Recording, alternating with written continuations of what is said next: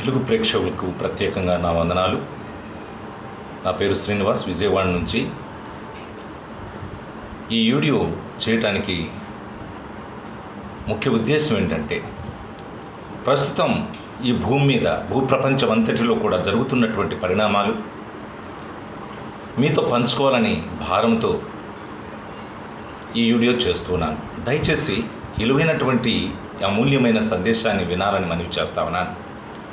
ఈ భయంకరమైనటువంటి దినాలు, అపాయకరమైనటువంటి దినాలు, ఎప్పుడు ఏమి సంభవిస్తుందో, ఏమి వినవలసి వస్తుందో అటువంటి భయానకమైనటువంటి దినాల్లో మనం ఉంటున్నాం.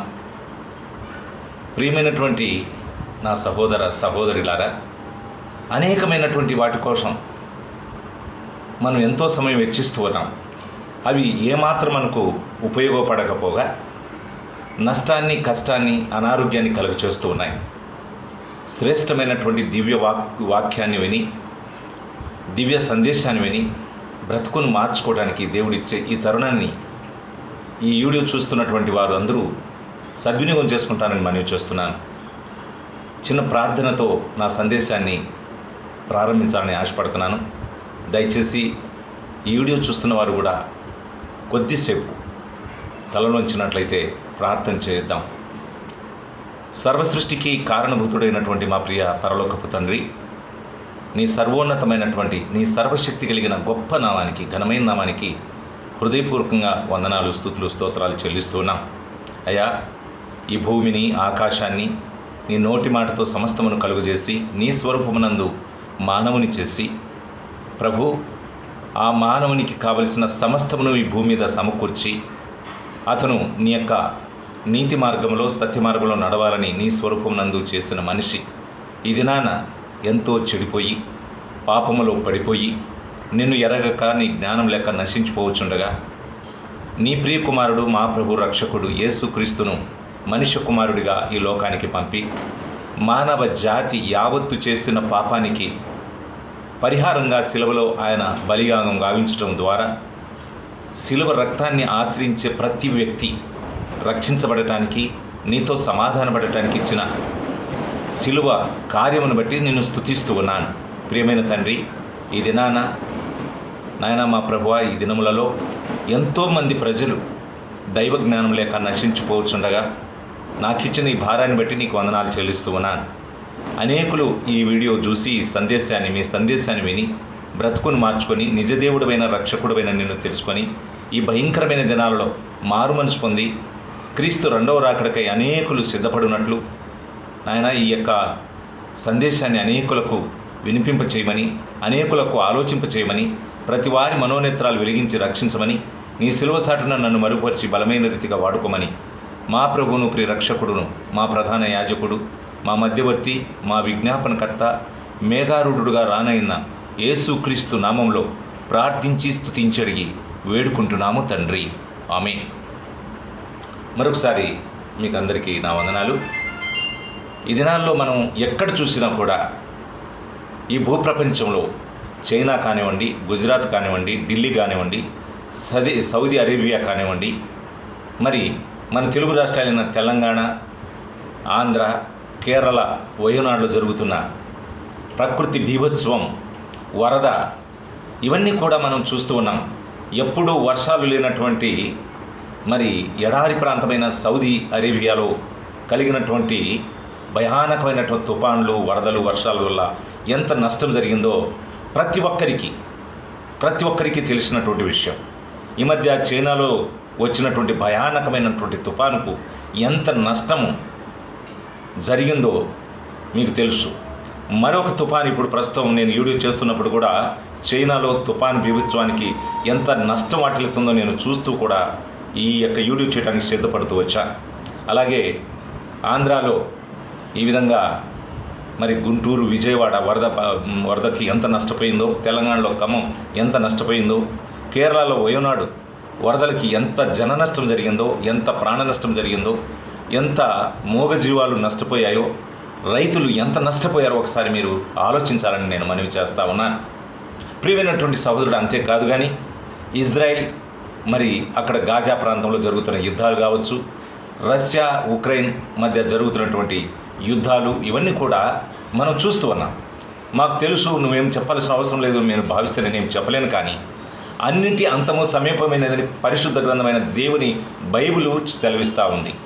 కనుక ప్రతి ఒక్కరు కూడా నిజదేవుడైనటువంటి రక్షకుడైనటువంటి యేసుక్రీస్తుని ఎరగాలని, తమ పాపం నుండి విడుదల పొందాలని మనవి చేస్తూ ఉన్నాను. ఎప్పుడు చూసినా ఈ మధ్య మీరు తరచూ చూస్తూ ఉండవచ్చు, టీవీ ఆన్ చేస్తే అక్కడ వరదలు, ఇక్కడ వరదలు, అక్కడ జన నష్టం, ఇక్కడ జన నష్టం, అనాథలైన పిల్లలు, పంటలు కోల్పోయిన రైతులు, ఈ విధంగా సంభవించడం మనం చూస్తూ ఉన్నాం.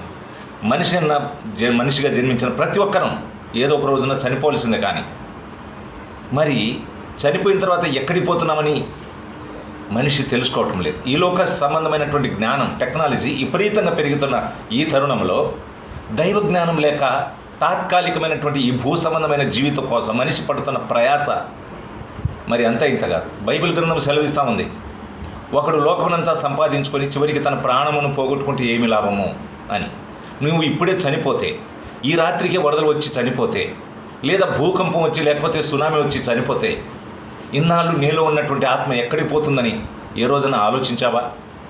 ఈ సృష్టిని కలుగు చేసిన దేవుడు ఒకడు ఉన్నాడని ఏ రోజన్నా ఆ తలంపు ఆలోచన నీకు వచ్చిందా? ఎంతో టెక్నాలజీ పెరిగిందని నువ్వు అనుకుంటున్నావు, భావిస్తూ ఉన్నావు. ఇంకెక్కడ దేవుడు? ఈ నవీన యుగంలో ఇంకా దేవుడు దయ్యం అనుకుంటా ఉన్నారు అనేటువంటి వాళ్ళు ఎంతోమంది నాకు తరాసు పడుతూ ఉంటారు. నాలో ఉన్న భారం ఏంటంటే, దేవుడు నాకు ఇచ్చిన ఈ తలంపు భారం ఏంటంటే, నేను ఒకప్పుడు దేవుడికి విరోధంగా జీవించిన వ్యక్తిని కనుక ఇప్పుడు తెలుసుకున్నాను కనుక నేను తెలుసుకున్నది మీతో పంచుకోవటానికి ఈ రకంగా సిద్ధపడి ఈ వీడియో చేస్తూ ఉన్నాను. యేసుక్రీస్తు ఈ లోకానికి రావడానికి ఒక మతం స్థాపించడానికి కాదు, నీతిని స్థాపించటానికి, పాపులైన మనుషులను రక్షించటానికి, పాపులను పరిశుద్ధులుగా చేసి నీతిమంతులుగా చేసి దేవుని రాజ్యాన్ని చేర్చడానికి దేవుడు మానవుడుగా, మనుష్య కుమారుడిగా 2024 సంవత్సరాల క్రితం ఈ భూమి మీదకి రావడం అనేది మనం చూడవచ్చు. ఎంతోమంది దేవుని ఎరగకుండానే నశించిపోతున్నారనే బాధతో ఈ వీడియో చేస్తూ ఉన్నాను. కళ్ళ ఎదుట మనుషులు కొట్టుకుపోవడం ఈ మధ్యకాలంలో మనం చూస్తూ ఉన్నాం. కార్లు కొట్టుకుపోవటం, బైకులు కొట్టుకుపోవటం, చిన్నపిల్లలు కొట్టుకుపోవటం, వృద్ధులు కొట్టుకుపోవటం, మరి గేదెలు, ఆవులు ఇవన్నీ కూడా కొట్టుకుపోవటం మనం చూస్తున్నాం. సహజమే అనొచ్చు, కానీ ఇది వరకు ఎన్నడూ లేని విధంగా ఇప్పుడు జరుగుతున్న పరిణామాలు క్రీస్తు రాకడకు ముందు జరగవలసినటువంటి సంభవాలన్నీ కూడా నెరవేరుతున్నాయని అనేక మంది విశ్వాసులకు, అన్యులకు కూడా నేను దేవుని యొక్క వాక్యం ద్వారా తెలియజేస్తా ఉన్నాను. అందరికీ దేవుడు ఒక్కడే, సకల మతానుసారము దేవుడు ఒక్కడే అని చాలామంది అంటారు. దేవునికి మరి ఏ రూపము లేదు. దేవుడు ఆత్మైన దేవుడు మానవుడిగా ఈ 2024 సంవత్సరాల క్రితం ఈ భూమి మీదకి నరవతారిగా శరీరాన్ని ధరించుకొని రక్తమాంసలు పాలిపడి యేసుక్రీస్తు అనే నామంతో ఈ భూమి మీదకి రావటం అనేది జరిగింది. ఆయన ద్వారానే మనం చూడొచ్చు ప్రపంచ చరిత్ర రెండుగా విభాగించబడింది, క్రీస్తు శకము, క్రీస్తుకు పూర్వమని.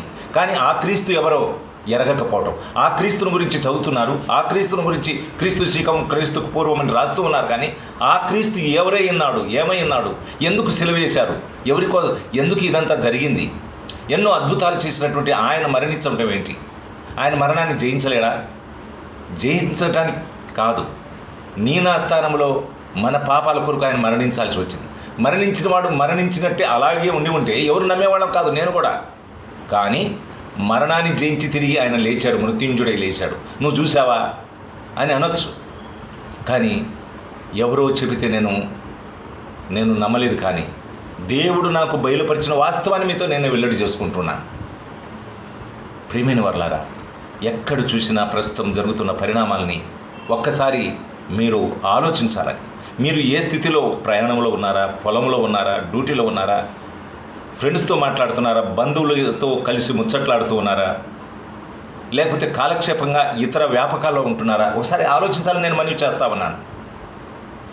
ఎంతోమంది డబ్బులు గడించినటువంటి వాళ్ళు, అధికారము మనకి గడించినటువంటి వాళ్ళు, ఐశ్వర్యవంతులు, వేద పండితులు ఎంతోమంది మధ్యకాలంలో మనం నీళ్ళలో కొట్టుకోపోవటం, పెద్ద పెద్ద డాబాలు నీళ్ళలో మునిగిపోవటం, బస్సులు, కార్లు వగైరా ఇవన్నీ కొట్టుకుపోవటం మనం చూస్తున్నాం. అన్నిటి అంతము సమీపమైనది. గుర్తించుకోండి, తెలుసుకోండి. ఇప్పటికన్నా నిజదేవుని తెలుసుకోండి. నేను మత మార్పిడి కోసం నేను చెప్పట్లేదు, బలవంతం చేయట్లేదు, ఎవరిష్టం వాళ్ళది. కానీ అన్వేషించండి, ఎదకండి. అన్నీ ఎదుగుతున్నాం, బట్టలు కొట్టి ఎదుగుతున్నాం, స్కూల్ ఏది బాగుంటుందని ఎదుగుతున్నాం,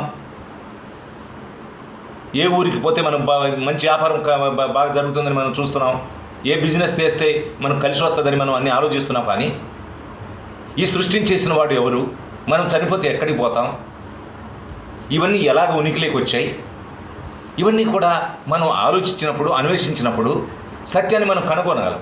కానీ ఈ లోక సంబంధమైన తాత్కాలికమైన వాటి మీద మనం సమయం కేటాయిస్తున్నాం. కానీ వాస్తవాన్ని, సత్యాన్ని ఎరగటానికి, సత్యాన్ని తెలుసుకోవటానికి మనిషి అనేవాడు దాని గురించి సమయం కేటాయించటంలా వ్యర్థమైన వాటి కోసం, వాటి కోసం, పనికిరాని వాటి కోసం, జీవితాన్ని నాశనం చేసే వాటి కోసం, తాగుడుకు, వ్యభిచారానికి, పేకాటికి, మత్తు పదార్థాలకి, వాటికి సమయం ఇస్తున్నాడు మనిషి. కానీ దేవుణ్ణి తెలుసుకోకపోవడం చాలా విచారకరమైన దేవుని బిడ్డలారా.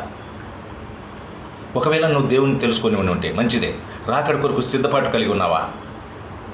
ఈ జరుగుతున్న పరిణామాలు, క్రీస్తు రాకడకు, రెండవ రాకడికి సూచనలన్నీ నువ్వు తెలుసుకుంటున్నావా? తెలుసుకున్న నీవు తోటి విశ్వాసిని నువ్వు హెచ్చరిస్తున్నావా? ఒకరినొకరు హెచ్చరించుకోమని దేవుని గ్రంథం సెలవిస్తూ ఉంది.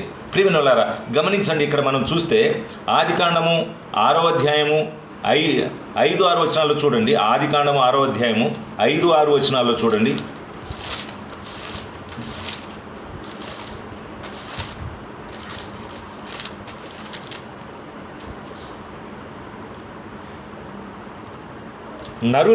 నరుల చెడుతనము భూమి మీద గొప్పదనియు, వారి హృదయం యొక్క తలంపులలోని ఊహంతయు ఎల్లప్పుడూ కేవలం చెడ్డదనియు యెహోవా చూచి తాను భూమి మీద నరులను చేసినందుకు యెహోవా సంతాపమునంది తన హృదయంలో నొచ్చుకొనెను. అప్పుడు యెహోవా, నేను సృజించిన నరులతో కూడా జంతువులను, పురుగులను, ఆకాశ పక్షాదులను భూమి మీద నుండకుండా తుడిచివేదును. ఏలైనగా నేను వారిని సృష్టించినందుకు సంతాపం నొందినానని. అయితే నోవాహు యెహోవా దృష్టి యందు కృప పొందినవాడాయను అని రాయబడింది. ఆ దినాలలో, పూర్వ దినాలలో దేవుడు ఈ సృష్టిని చేసినందుకు, తన స్వరూపమునందు మనిషిని చేసినందుకు ఎంతో బాధపడ్డాడు. ఎందుకు బాధపడ్డాడు? దానికి గల కారణం ఏంటంటే, మనుషులు దేవుని భయం లేకుండా విచ్చలవిడిగా జీవించటం, విచ్చలవిడిగా పాపాలు చేయటం, దుర్మార్గం చేయటం, ఈ విధంగా చూసినప్పుడు దేవుడు సహించలేకపోయాడు, తట్టుకోలేకపోయాడు. ఎందుకు చేశానా ఈ మనిషిని అని. చెడుతనం గొప్పదని ఆ రోజుల్లోనే దేవుడు అంత బాధపడితే, ప్రస్తుతం మన తరములో మనం చూస్తున్నటువంటి పరిణామాలను చూస్తే నడి రోడ్డు మీదనే మనిషిని నరకడం మనం చూస్తూ ఉన్నాం. నడి రోడ్డులోనే మానభంగాలు జరగడం మనం చూస్తూ ఉన్నాం.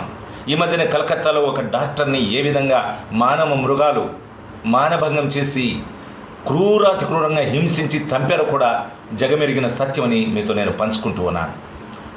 అక్రమం విస్తరించిపోయింది. పాపం అనేది విపరీతంగా జరిగిపోతుంది. ఈ సెల్ ఫోన్ వచ్చినప్పటి నుంచి మరీ ముఖ్యంగా లోకంలో ఉన్నటువంటి మానవ జాతి అంతకంతకు చెడిపోయిన పరిస్థితి. కనీసం కాసేపు మాట్లాడాలన్నా కూడా సెల్ ఫోన్లో తలమునకలై ఉన్నారు. మాట్లాడడానికి కూడా మరి మనుషులకు సమయం లేని పరిస్థితి వచ్చింది. ఒక్కరోజు ఆకలితేనూ ఉండగలుగుతారు, కానీ సెల్ ఫోన్ లేకపోతే ఉండలేరు అనేటువంటి విషయాన్ని ఈ సందర్భంగా గుర్తు చేస్తూ ఉన్నాను.